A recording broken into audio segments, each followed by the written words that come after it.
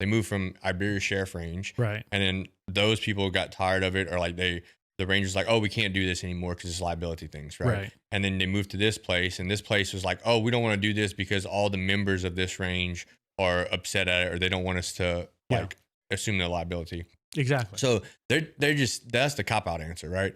Is they don't want a bunch of people shooting fast, right? Because it's not their idea of shooting. It's not their thing. It's not their thing. So now they're gonna like offset it and say like, oh, we don't want this because of this, you know? Yeah.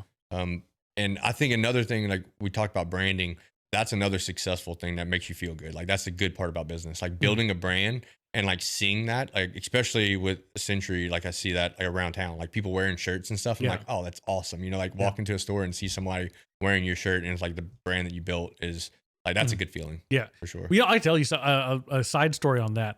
It used to be when I first moved here, if you saw somebody wearing a Sentry shirt, chances are I knew who they were. Not that like I'm anybody, but it's like, you know, the community was so small, right? And it was so tight.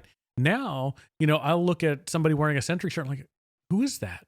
Like, oh, okay. Well, clearly I don't know who they are. That's awesome. So, but it's grown.